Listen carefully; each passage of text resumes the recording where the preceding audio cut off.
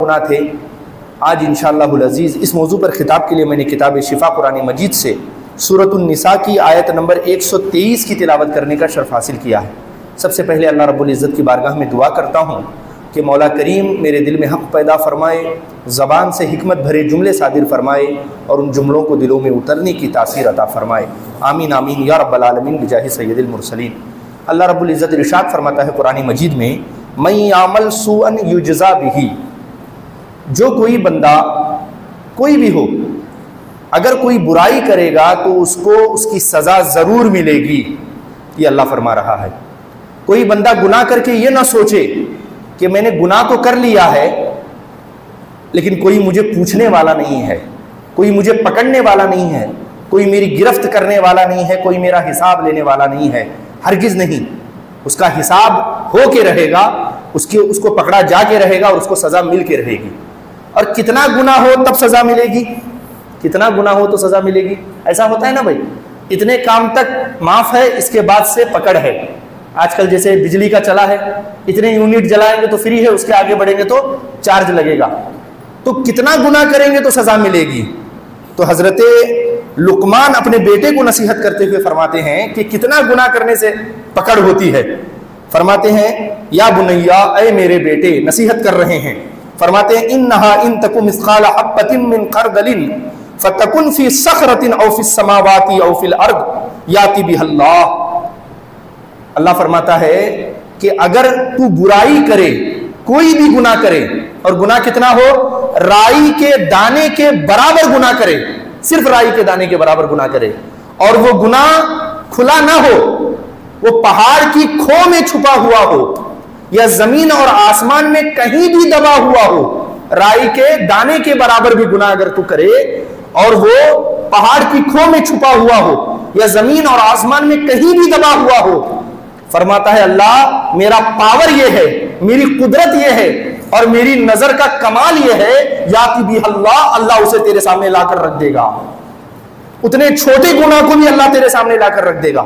اور حال کیا ہوگا، فَمَن يَعْمَلْ مِثْقَالَ ذَرَّةٍ شَرًّا يَرَهُ، اگر ذرا برابر بھی برائی کیا ہوگا تو اس کا بدلہ بھی تجھے مل کے رہے گا۔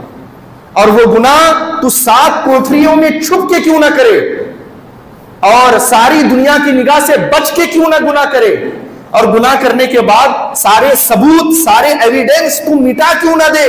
سب کو دھوکہ دیا جا سکتا ہے مگر اللہ رب العزت کو دھوکہ نہیں دیا جا سکتا۔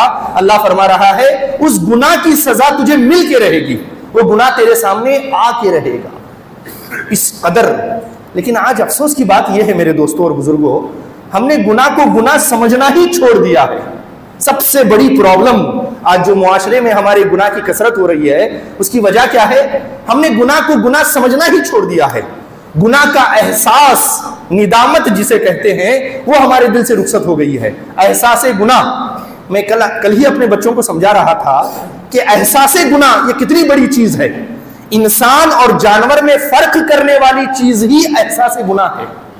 جانور گناہ کرتا ہے، اسے احساس نہیں ہوتا، اور انسان میں فرق یہ ہے جانور میں کہ اسے گناہ کرنے کے بعد احساس ہوتا ہے کہ میں نے گناہ کیا ہے۔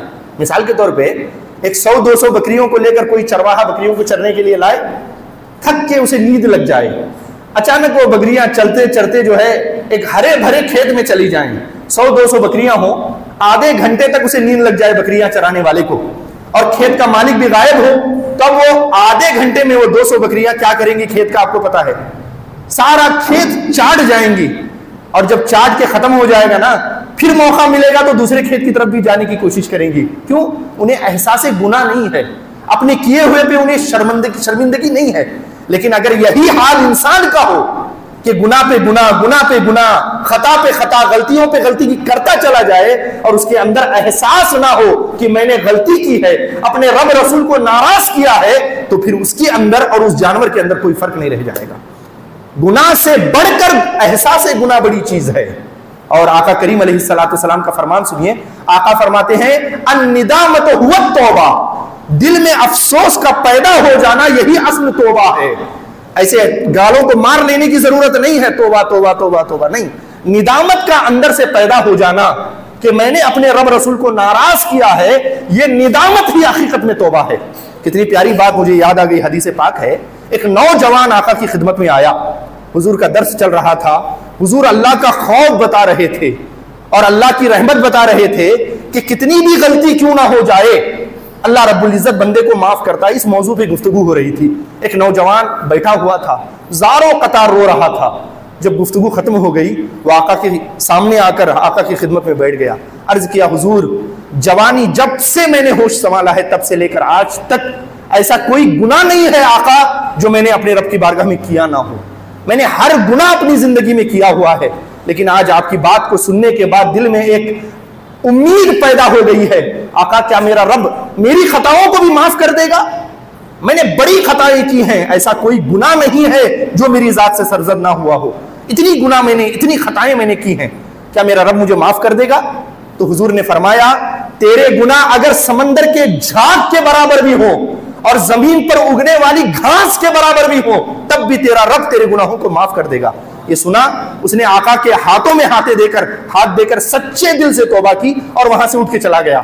تھوڑی دیر گزری تھی، وہ شخص دوبارہ آیا، اب آیا تو بڑا پریشان تھا، پہلے سے زیادہ پریشان تھا، ہانپتا کانپتا ہوا حضور کی خدمت میں آیا اور آ کر حضور سے اس نے ایک بات پوچھی اور وہ بات دل کے کانوں سے سننے کی ہے، ان کانوں سے نہیں۔ اس نے کہا حضور مجھے ایک بات پوچھنی ہے۔ آقا نے فرمایا بتاؤ کیا پوچھنا ہے؟ کہا حضور جب میں گناہ کرتا تھا کیا میرا رب مجھے دیکھتا تھا؟ جب میں گناہ کرتا تھا کیا اس وقت میری رب کی نگاہ مجھ پر پڑتی تھی؟ حضور نے فرمایا میرا رب تو علیم بذات الصدور ہے، دلوں میں اٹھنے والے وسوسوں کو بھی وہ جانتا ہے، بھلا تیرے گناہ سے کیسے بے خبر رہ سکتا ہے؟ تیرا رب تیرے ہر گناہ کو جانتا ہے۔ اتنا سننا تھا، اس کی چیخ نکلی، زمین پہ گرا، وہیں اس کی روح نکل گئی، کیونکہ اسے شرمندگی ہو گئی کہ میں اپنے رب کی بارگاہ میں کیا منہ لے کر جاؤں گا، میں نے بڑے بڑے گناہ کیے ہیں۔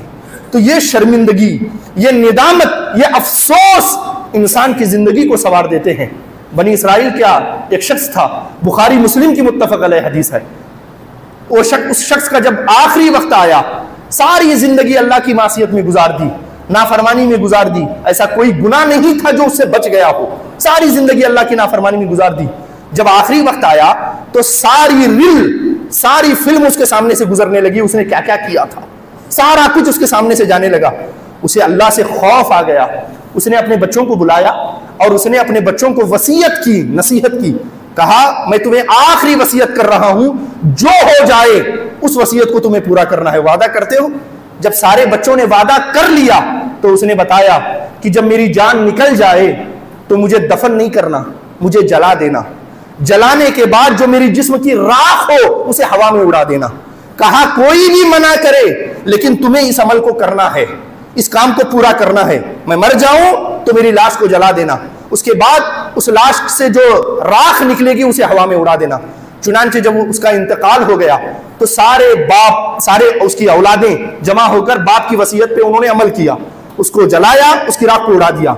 فرشتوں نے اسے اللہ کی بارگاہ میں پیش کیا، اس کی روح کو۔ اللہ نے سوال کیا بندے یہ تو بتا تجھے یہ کام کرنے پہ کس چیز نے اکسایا، کس وجہ سے تو نے یہ کام کیا؟ اس نے بس ایک جملے میں کہا مولا مجھے جو ہے تیری بارگاہ میں کھڑے ہونے سے شرم آ گئی تھی۔ اس نے کہا مولا مجھے تیری بارگاہ میں حاضر ہونے سے شرم آ گئی تھی، کیونکہ میں نے ایسا کوئی گناہ نہیں تھا جو تیرے لیے تیری نافرمانی میں کیا نہ ہو، تو مجھے شرم آ گئی تھی۔ اللہ نے فرمایا فرشتوں گواہ ہو جاؤ، اس کی ایک شرم نے اس کی زندگی کے سارے گناہوں کو معاف کر دیے، میں نے اسے اٹھا کر سیدھے جنت میں ڈال دیا۔